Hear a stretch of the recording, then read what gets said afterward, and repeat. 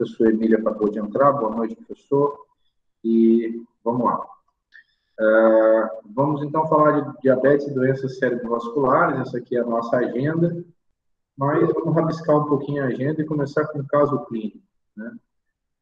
Vamos imaginar, embora eu sei que aqui não temos apenas acadêmicos de medicina, mas todo mundo da área da saúde, imaginar que chega um paciente de 68 anos no pronto-socorro, uma queixa de fala enrolada, dificuldade de mexer o braço esquerdo, e esses sintomas começaram há mais ou menos 2 horas. O paciente não tinha dor no peito, não tinha tosse, nem nenhum outro sintoma. A esposa refere que o paciente é diabético há mais ou menos 10 anos, o controle medicamentoso é irregular, e ele não vai ao médico há 2 anos por conta da pandemia. Quando a gente procede o exame físico, a gente percebe uma afasia de expressão. O paciente entende o que a gente fala, mas ele tem dificuldade de expressar as palavras.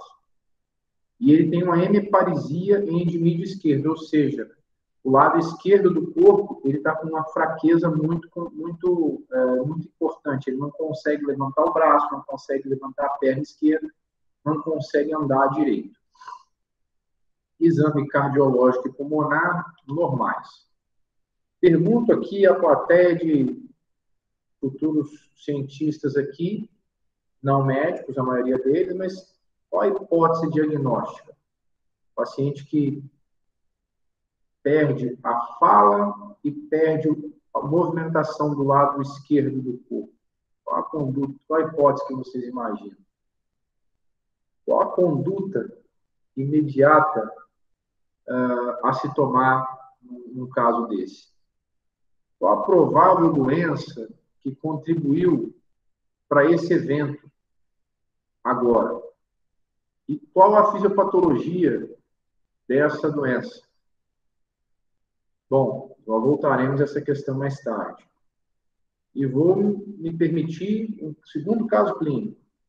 Também um paciente de 68 anos, só que agora ele chega num contexto...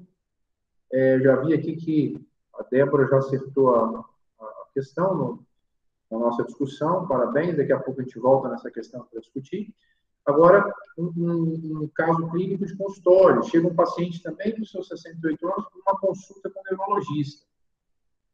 E os familiares informam que nos últimos meses o paciente está ficando mais esquecido. Tem vezes que troca o nome das pessoas, confunde os lugares, e ele ainda está apresentando uma dificuldade de deambular, ele está mais lento, embora não tenha uma predileção por perda de força num lado ou no outro do corpo, ele está mais lento para deambular. Também está apresentando umas feridas ortocontusas, não é contuasas, peço desculpa aqui pelo erro de português. Feridas ortocontusas nos pés e também a pressão arterial do paciente, que antes era controlada, tem hora que ela fica mais alta, tem hora que ela fica mais baixa.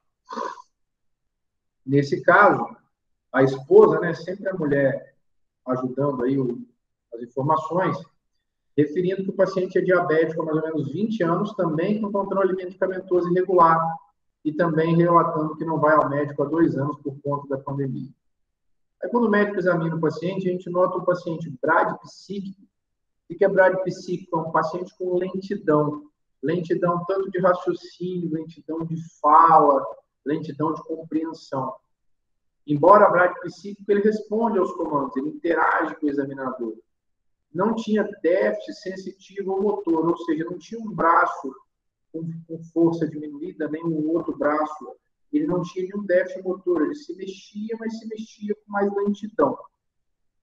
Escuta cardiológica pulmonar normal e, na hora que está sendo feito o exame oftalmológico simples, né, que o próprio clínico pode fazer, quando pergunta, olha aqui, quantos dedos tem aqui? O paciente não consegue contar a quantidade de dedos, ele se confunde ao contar dedos a curta distância.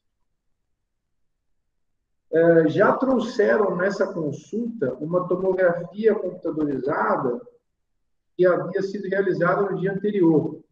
E o laudo dessa tomografia mostrava áreas sugestivas de microangiopatia na substância branca periventricular e também áreas de alargamento das cisternas e marcante hipotrofia cortical. E aí eu pergunto a vocês, nesse caso, no caso de consultório, não no caso de pronto-socorro, qual seria a hipótese diagnóstica? Qual seria ou quais as prováveis doenças que contribuíram para esse evento? Na verdade, não é um evento agudo, né? É um evento subagudo, né? Um evento de evolução nos últimos 2 meses. Qual seria a fisiopatologia dessas doenças? Me permitam voltar a essa questão daqui a pouco. Então, iniciando aqui a nossa conversa, a gente observa essa curva tirada do slide das Nações Unidas, que mostra uma expectativa de vida nos últimos anos, como vem aumentando em todas as regiões do mundo. Esse slide eu mudei até da minha primeira apresentação, a gente pegou esse slide nos dados da Fiocruz. Isso aqui é a pirâmide populacional do Brasil em 1980, com a quantidade de habitantes aqui na base, né, pacientes jovens, habitantes jovens, uma quantidade muito maior. Passando por uma pequena modificação aqui nos anos 2000, né, aquela leva de pacientes de infantes já chegando na idade de adolescência, primeira idade jovial, e o que se espera para 2050? Uma pirâmide populacional com padrão europeu, que é a quantidade maior de pacientes na idade adulta ou idoso, comparado com os pacientes infantis. O que vai modificar isso para a gente? Nós temos que entender que esses pacientes mais idosos, eles vão sofrer outros tipos de doença. Enquanto essa pirâmide populacional aqui, enquanto o Brasil lá atrás, em 1970, 1960, lutava contra doenças infecto-parasitárias na sua grande maioria, que não faça no dia de hoje. Ainda o faz, mas antigamente numa quantidade muito maior. Atualmente, nós não temos uma quantidade grande de pessoas nessa parte da pirâmide. Além disso, houve uma melhora do serviço de saúde, de forma que as doenças de países de população predominantemente adulta são diferentes daqueles da população predominantemente infantil. E quais são essas condições? Se nós pegarmos, por exemplo, as 10 condições crônicas mais comuns nos adultos, acima de 65 anos, temos aqui representado nesse slide, onde chamam a atenção as doenças cardiovasculares e também o diabetes. E não podemos deixar de relacionar tantas complicações e as doenças cardiovasculares e também as neurodegenerativas, uma vez que essas doenças guardam correlação com fatores de risco em comum, como iremos observar posteriormente. Então, isso aqui mostra para nós a prevalência de doenças nos indivíduos de acordo com a idade, né? Então, os pacientes mais jovens, eles têm poucas doenças. Os pacientes mais idosos, eles têm várias doenças, e várias doenças crônicas, né? Então, é difícil o paciente ter só hipertensão ou só dislipidemia. Geralmente, é um combo. Hipertensão, dislipidemia, diabetes, obesidade, síndrome metabólica, coronariopatia e etc. Tanto as doenças cardiovasculares quanto as doenças neurodegenerativas, elas se desenvolvem ao longo dos anos a partir de fatores de risco, que são condições que aumentam a chance de ocorrência de determinada doença. Esses fatores de risco podem ter origem tanto na parte genética do paciente, como epigenéticos e disposição ambiental. Devemos citar o diabetes como uma importante consequência e também uma importante causa de doenças cardiovasculares e neurodegenerativas. Quando vocês me permitam corrigir, o diabetes como um dos grandes fatores de risco, não como uma consequência, mas principalmente como um dos principais fatores de risco que vai estar implicado nas doenças cardiovasculares e neurodegenerativas. Também devemos dizer que a taxa de controle de doenças crônicas, se nós pegarmos grandes estudos mundiais, ela está abaixo de 50%. Na população de países de terceiro mundo, isso beira 10% a 15%. Devemos também citar a polimedicação e o paciente já entrando na sua faixa etária idosa, confundindo medicações e a dificuldade que isso traz para o controle adequado. O nível sociocultural, quanto menor o nível sociocultural, mais difícil é o paciente seguir um tratamento, principalmente um tratamento de polimedicação, como o tratamento do diabetes. Isso causa uma dificuldade na efetividade desse tratamento e as doenças consequentes, que geralmente são as próprias complicações do diabetes. E eu trago para vocês, isso aqui é um paciente de consultório, inclusive que consultou essa semana, é uma paciente diabética, ainda na sua fase não insulino-dependente. Observem que a prescrição dela começa com protetor gástrico. Vou tomar uma aguinha.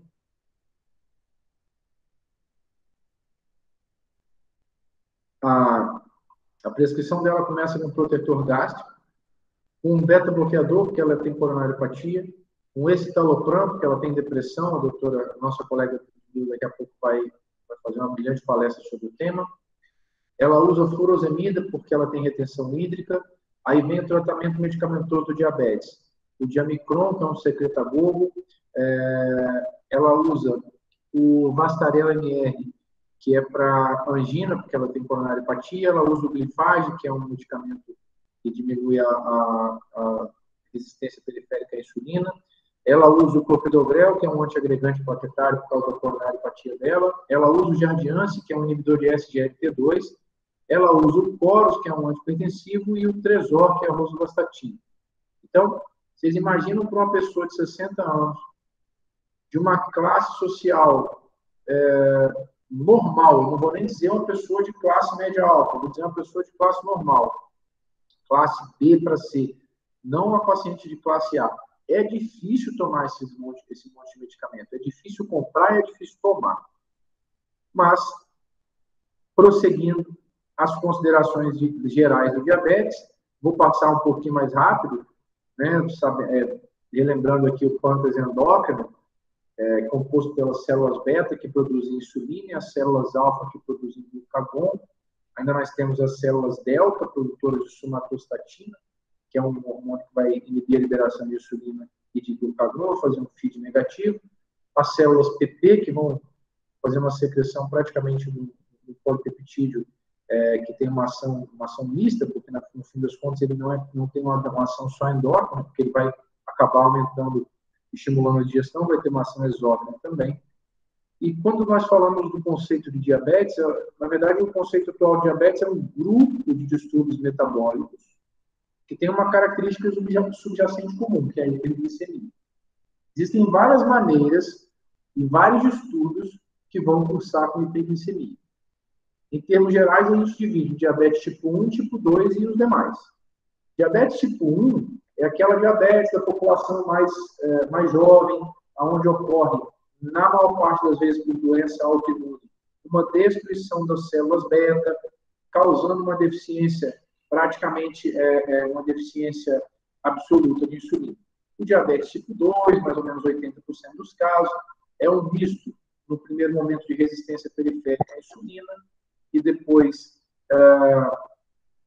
depois de deficiência insulínica relativa, onde vai ocorrendo a falência pancreática progressiva, e existe também um restante de causas que são monogenéticas, secundárias, e eles têm em comum, né? Primeiro, a característica subjacente de hiperglicemia, e segundo, que as complicações de longo prazo, muitas delas secundárias a essa hiperglicemia, também vão ser comuns a esses diferentes tipos de diabetes.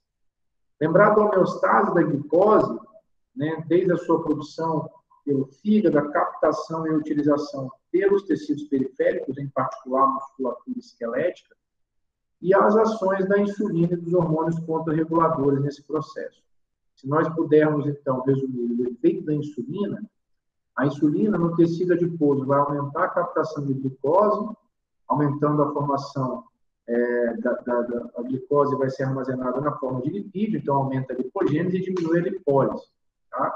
Já no tecido estriado, também vai aumentar a captação da glicose, mas a forma de armazenamento aqui é o glicogênio, e também aumenta a síntese proteica. Já no fígado, diminui a gliconeogênese, aumentando a síntese de glicogênio e aumentando também a lipogênese. Se nós pudéssemos resumir, os efeitos da insulina, então, são anabólicos, no que toca ao aumento da secreção, da síntese e redução de degradação de glicogênio, lipídios e proteínas. Esse slide, retirado do New England Journal of Medicine, ele mostra a massa de células beta, como ela evolui com o tempo no paciente que desenvolve diabetes tipo 1. O paciente já é predisposto geneticamente, existe um evento precipitante que fica interrogado, pode ser uma exposição ambiental, pode ser uma exposição a determinados vírus que causam, aí desencadeiam uma resposta autoimune, né? Essa resposta autoimune vai ter uma perda progressiva dessas células beta. Inicialmente, a gente consegue ainda manter uma glicose normal, mas quando as células beta, aí os pacientes aí a partir de seus 15 anos de idade, tem uma massa de células beta bastante diminuída, a gente começa com diabetes manifesto, já na fase de dependência à insulina. E já o processo de resistência à insulina, que acontece mais no diabetes tipo 2, ele tem a ver com o sucesso dos tecidos-alvo em responder à insulina, e isso acontece pela redução da captação da glicose pelo músculo, redução da quebra de glicose e hidroxidação de ácidos graxos no fígado, e também da incapacidade de suprimir a gliconeogênese hepática. As vias possivelmente relacionadas, né, nós temos desde excesso de produção de ácidos graxos livres, como uma estimulação da inflamação, tanto por meio de síntese de inflamassomos, quanto por meio de liberação de interleucinas, a liberação de adipocinas pelo tecido adiposo, no caso como órgão endócrino, e também a via do PPAR-gama. Se nós pudéssemos colocar como se fosse uma linha do tempo, no diabetes do tipo 2, o paciente tem a predisposição genética e também tem a contribuição pessoal, com obesidade e estilo de vida. Isso vai promover resistência à insulina. No primeiro momento, a gente tem uma hiperplasia compensatória das células beta, que é um momento de hiperinsulinemia. Essa hiperinsulinemia compensa a resistência insulínica, mantendo o paciente normoglicêmico. Depois, a gente tem uma insuficiência das células beta, porque elas já vão estar produzindo mais insulina do que o normal, elas entram em falência, e aí nós temos o primeiro momento, que é o comprometimento da tolerância à glicose, e quando essas células beta já não conseguem produzir a insulina de forma satisfatória, nós temos, então, a fase do diabetes declarado. E aqui, do lado direito, mostra a via dos ácidos graxos livres, o fator da adipocinese, a liberação de adipocinas pelas células do tecido adiposo, mostrando um processo de contínuo de resistência insulínica e um feed aqui com uma disfunção de células beta, piorando um pouco o processo. Bom, entrando um pouquinho agora no tema da aula, vamos falar sobre as complicações macrovasculares. E as complicações macrovasculares do diabetes, nós temos que ter em mente a doença chamada aterosclerose. A aterosclerose é uma doença de deposição de gordura na parede das artérias e arteríolas de pequeno e médio calibre. Nós também vamos ver que isso acontece nas artérias de grande calibre, porém com um pouquinho de diferença em relação à fisiopatologia. No caso, esse processo tem início mais ou menos dos 7 a 10 anos de idade, com a migração dos primeiros LDL para a camada íntima das artérias, formando as estrias celulares, as estrias gordurosas. E a partir do final da terceira década e começo da quarta década, nós temos uma progressiva migração de LDL para a camada íntima das artérias.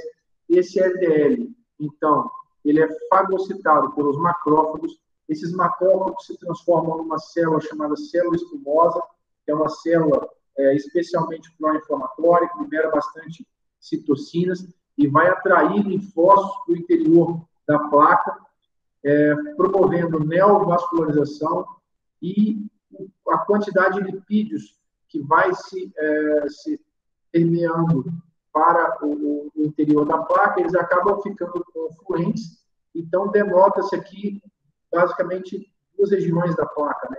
A capa fibrótica e o núcleo lipídico. Uma vez que o paciente continua exposto a fatores pró-inflamatórios, a capa fibrótica do ateroma ela vai ficando cada vez mais fina e o núcleo lipídico vai ficando cada vez mais espesso. As complicações macrovasculares agudas, elas decorrem de microfissuras nessa capa fibrótica, causando aqui um clout, né, um processo de trombose sobre placa, um tampão plaquetário neste ponto. Então, se nós imaginarmos uma artéria que leva sangue para o cérebro, né, uma cerebral média, uma cerebral posterior, que sofre uma trombose in situ, nós estamos de frente a um AVC isquêmico. Se nós temos uma trombose, uma artéria coronária que leva sangue para o miocárdio, nós estamos de frente a uma síndrome coronariana aguda, a um infarto. E se nós temos, por exemplo, uma artéria de algum órgão interno, por exemplo, uma artéria mesentérica, nós podemos ter uma isquemia mesentérica. Se nós temos uma artéria de periferia, tanto de braço, mas principalmente de perna, nós temos a doença arterial oclusiva periférica. E observem os senhores que a aterosclerose, aqui nessa primeira foto representada num esquema de carótida, né? Uma carótida comum, bulbo, carótida interna e carótida externa, né? Nas artérias de médio calibre, a placa ela se protrui de forma a diminuir o lume. Assim também acontece nas artérias de pequeno calibre, como as coronárias, que são as artérias que irrigam o coração. Agora, nas artérias de grande calibre, como a aorta abdominal e torácica, o que nós observamos é justamente um surgimento de um enfraquecimento da parede arterial com consequente formação de aneurisma. Nesse caso aqui, um aneurisma junto com várias placas de aterosclerose, com hemorragias intraplaca, ou seja, nós temos a mesma doença com facetas completamente diferentes. E, basicamente, o processo é mais ou menos assim. Eu tenho uma artéria comum, uma artéria sadia, que ela tem um endotélio, a camada íntima, a camada média e a adventícia. Ocorre migração de LDL para a camada íntima, fazendo a placa, né, placa de ateroma precoce. Essa placa de ateroma precoce, ela pode seguir dois caminhos. Se a gente identifica isso precocemente e coloca esse paciente, retira desse paciente os fatores de risco que estão levando a uma aterosclerose tão precoce, ou seja, a gente retira o tabagismo, diminui o peso, trata a pressão, trata o diabetes, eu vou ter uma configuração de placa com um núcleo lipídico pequeno e capa fibrótica espessa. Essa placa aqui é muito difícil romper para fazer um evento agudo. Agora, em se perpetuando o processo inflamatório, eu tenho, sim, um aumento do colo lipídico, uma diminuição da capa fibrótica, promovendo microfissuras com eventos trombóticos, seja ele no miocárdio, infarto agudo, seja no cérebro, AVC, ou nos outros órgãos, igual eu expliquei para vocês. E aqui eu trago, senhores, uma foto de microscopia eletrônica, onde temos esse vulcãozinho, né? Esse vulcãozinho nada mais é do que uma fotomicroscopia eletrônica de uma placa aterosclerótica rota com um cloud, com um tampão plaquetário aqui na sua superfície. Mas aí vocês vão perguntar, mas tudo se resume à aterosclerose? Então nós só vamos ter complicações macrovasculares por aterosclerose? Não, não vamos. E essa foto, ela mostra para a gente o que são as artérias epicárdicas em nível coronariano e o que tanto de artérias epicárdicas e a riqueza da microvasculatura. No fim das contas, as artérias epicárdicas, elas são apenas a primeira bifurcação das artérias maiores, seja no miocárdio, seja no músculo, seja no pulmão, seja onde for. E as arteríolas e a microvasculatura se dividindo progressivamente até chegar nas arteríolas pré-capilares e no capilar, onde é feito propriamente a migração, né, do oxigênio, a troca de oxigênio com CO2, a liberação de glicose e o recolhimento de aminas nitrogenadas resultantes do metabolismo. Então, vocês imaginam que não só a placa de gordura aqui na artéria epicárdica é o fator limitante para a chegada do sangue no capilar. Se nós temos disfunção, por exemplo, de um esfíncter pré-capilar, nós temos uma dificuldade de ter uma vasodilatação mediada por hipofluxo. Então, nós temos também uma dificuldade de chegada do sangue nos capilares, no caso, aqui no miocárdio. Então, nem tudo se resume à aterosclerose. Quanto mais a gente tem estudado bastante sobre os efeitos das doenças inflamatórias na microcirculação coronariana, temos, inclusive, hoje definido um termo chamado MINOCA, que é o infarto agudo do miocárdio sem aterosclerose epicárdica, que justamente remete a essa microvasculatura. Então, a resposta a essa pergunta é não, nem tudo se resume à aterosclerose, pois temos a microvasculatura e temos que imaginar o endotélio não só como um caminho de passagem do sangue, mas também como órgão endócrino, principalmente no que tange a liberação de óxido nítrico nos esfíncteres pré-capilares. Estou falando rápido, está tranquilo aí, professores? Rafael, está tranquilo a aula? Professor, está tranquilo. Beleza. Então, vamos lá. Falar um pouquinho agora sobre as complicações microvasculares. As complicações microvasculares, nós podemos resumir as complicações que ocorrem em 3 órgãos: os olhos, os rins e os nervos. E o que ocorre em cada um deles? Vamos começar falando sobre as doenças microvasculares de olho. E a gente resume as doenças a esse slide. À esquerda dos senhores, nós temos uma retina normal, onde nós temos a macro, o nervo óptico e os vasos retinianos. E à direita dos senhores, nós temos uma retina de doença por diabetes. E a doença por diabetes, ela se caracteriza por uma série de alterações, desde estreitamentos arteriolares, afilamentos, neovascularização, microaneurismas, edemas e exudatos, e essas manchas algodonosas. Por que isso é muito importante? Porque isso causa a cegueira do paciente, limita a qualidade de vida do paciente, e imagina um paciente com diabetes, com aqueles 12 ou 13 medicamentos que eu demonstrei para vocês no começo da aula, sem conseguir enxergar um vidro de remédio. E aí nós temos várias etapas, né, da retinopatia diabética, desde um olho normal, né, começando com os exudatos e as doenças não proliferativas, depois já com neovascularização e aqui no final um olho praticamente perdido com membranas fibrovasculares. Então, as complicações microvasculares em olho se resumem bastante aqui a retinopatia diabética. Já nos rins, o que acontece? Nós temos aqui, né, os glomérulos, que são a unidade funcional do rim, né?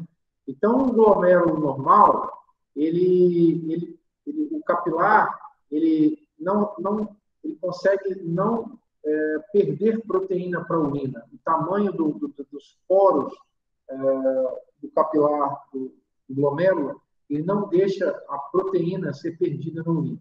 Uma das primeiras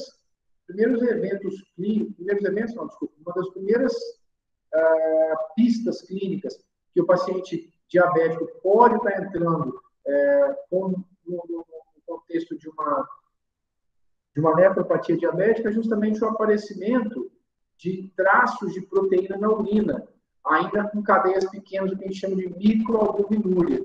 Então, justamente, essa lesão glomerular vai aumentar a secreção e vai, consequentemente, perder proteína na urina. Também devemos dizer que, normalmente, não se perde glicose na urina. A presença de glicosúria, ela é um marcador de glicemia alterada. Geralmente, nós vamos começar a ter glicosúria na urina quando a glicose estiver aí por ordem aí dos seus 180, 150 miligramas por decilitro, e aí a gente começa a ter essa alteração em AS. E existe também todo o mecanismo intracelular, que é objetivo de muitos estudos aí do laboratório, que desde de alterações de espécie reativa de oxigênio, estresse oxidativo, disfunção mitocondrial, isso tudo vai começando em nível intracelular, promovendo alteração funcional e depois estrutural nos rins, culminando com a nefropatia diabética, que hoje é a segunda causa de doentes sem hemodiálise no Brasil, só perde para a hipertensão. Já as complicações que acontecem nos nervos, permitam um diálogo, por favor.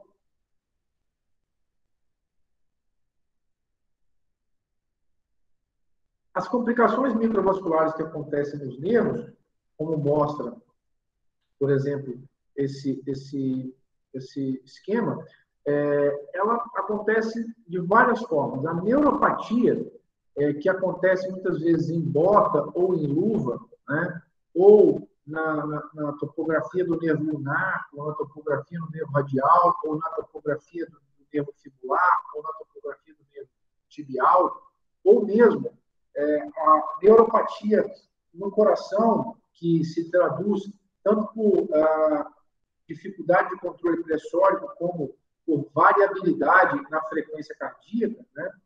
Na parte do estômago, com dump, com dificuldade também de esvaziamento do conteúdo gástrico, isso causa extremo mal para o paciente, em especial a neuropatia periférica. Por quê?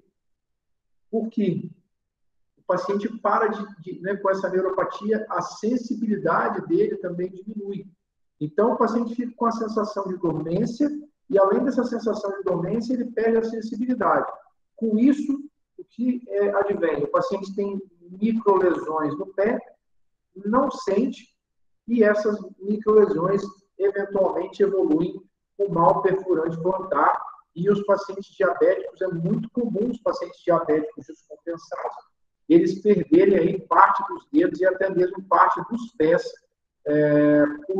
simplesmente porque começam doenças que já têm a aterosclerose, né, a perfusão do pé ruim. O pé do paciente diabético, muitas vezes, ele é todo lesionado, eventualmente, principalmente com nível sociocultural mais baixo, o paciente não tem o cuidado adequado para esse pé e acaba tendo lesões dessa magnitude, como eu estou mostrando para vocês, que confesso que eu escolhi uma foto bonita. A maioria dos pacientes que a gente vê já perderam dedos e até mesmo taços aqui nesse tipo de doença. E agora eu vou falar um pouquinho sobre as doenças cerebrovasculares correlatas, já caminhando para o final da nossa aula. As doenças cerebrovasculares correlatas, a gente observa no laboratório de doenças neurometabólicas, sabemos que existe associação entre doenças neurodegenerativas e o diabetes. Tanto a depressão, tanto como a doutora Ludmila vai abordar na próxima aula. Também temos forte associação de demência, e eu trago essa demência com um asterisco, porque nós temos a demência do tipo Alzheimer, que é quando a gente não... que é um tipo específico de demência, mas também nós temos outros tipos de demência, por exemplo, como a demência vascular. O paciente tem microangiopatia, tem múltiplos infartos pequenos no cérebro, causados por aterosclerose, por dificuldade de perfusão cerebral. Isso também pode impactar e gerar demência. Também temos associação de doenças do complexo do parkinsonismo com o diabetes. E qual a implicação disso tudo? Uma marcante diminuição da qualidade de vida do paciente, uma piora de aderência ao tratamento, problemas familiares, porque antes a gente tinha um paciente diabético que tinha que comprar muito remédio para ele. Agora a gente passa a ter um paciente diabético que você tem que comprar muito remédio e ainda um paciente que começa a ter uma dependência quase que total. Hoje mesmo eu atendi um paciente diabético que está na fase de demência, a demência dele é uma demência do tipo vascular, e que essa noite ele pegou uma vassoura para agredir os familiares, porque ele queria caminhar de madrugada, alguma coisa do tipo. Então, isso gera uma série de problemas familiares. quem tem doente idoso em casa para cuidar sabe o que é isso, eu passei por isso esse ano na minha família, e também culminando com a diminuição da sobrevida desses pacientes. E eu gostaria de pedir depois até para vocês assistirem, né, ao clipe dessa música, If You Get Hear Me Now, porque ele é muito impactante.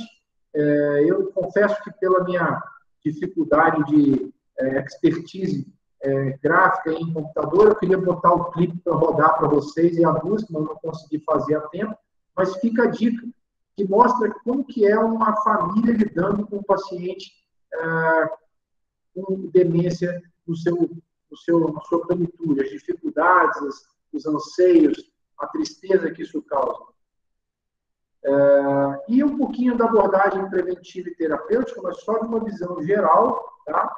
Por exemplo, nós podemos citar dados do UCAPDS, mostrando lá no começo dos primórdios do tratamento do diabetes, a importância de se tratar o diabetes de forma agressiva, logo no começo da doença.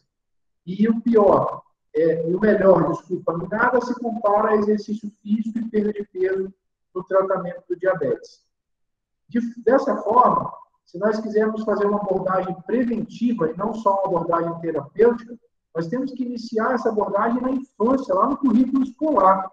Então, temos que passar por uma reestruturação, onde temos aula lá na infância, que é o momento mais correto da pessoa conseguir mudar hábito, é na infância.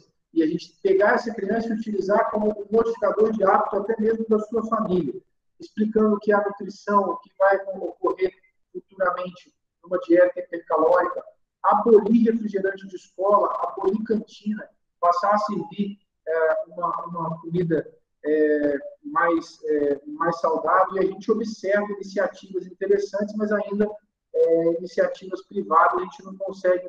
São muito poucos os programas governamentais de escolas públicas que corroboram nesse sentido.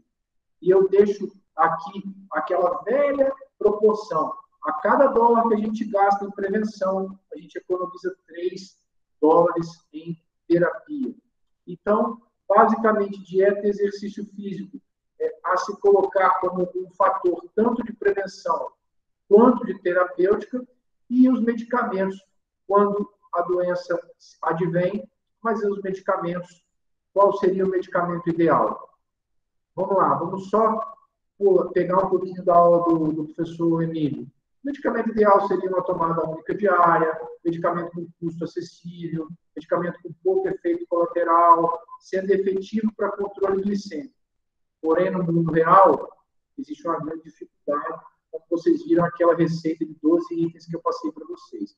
E daqui a pouco, o professor Emílio vai falar um pouquinho para a gente sobre o tratamento de diabetes com ênfase na neuroproteção. E aí a gente volta, se vocês me permitem, para aqueles dois casos clínicos que a gente começou a aula. No caso clínico número 1, um paciente de 68 anos, que chega com um quadro súbito de embolada, de fala enrolada, e dificuldade para utilizar o braço esquerdo. O paciente é diabético há 10 anos, e o controle medicamentoso dele é irregular. Qual a hipótese diagnóstica do caso clínico número 1? Já foi respondido por uma das colegas, é um AVC. A conduta imediata, nesse caso, é fazer uma tomografia de crânio para a gente diferenciar isquêmico de hemorrágico, para a gente propor o tratamento. E a provável doença que contribuiu para esse evento, a gente pode pensar na causa aterotrombótica na aterosclerose ou na causa cardioembólica nas arritmias. E a fisiopatologia proposta para cada uma delas seria aquela trombose sobre placa que eu mostrei para vocês, e o cardioembolismo, no caso de uma formação de coágulos em pacientes com arritmias cardíacas, muitas vezes relacionadas com a inflamação do diabetes. E para que eu trouxe esse caso clínico? Para explicar para vocês como uma complicação macrovascular aparece na vida do paciente, principalmente no caso agudo. E agora, voltando para o caso clínico número 2, já um caso clínico de consultório, um paciente de 68 anos com alteração de esquecimento, com alteração de dificuldade de deambular, também com alteração de sensibilidade nos pés e com desautonomia para níveis pressóricos, né? E aí, qual a hipótese diagnóstica para esse paciente do caso clínico número 2?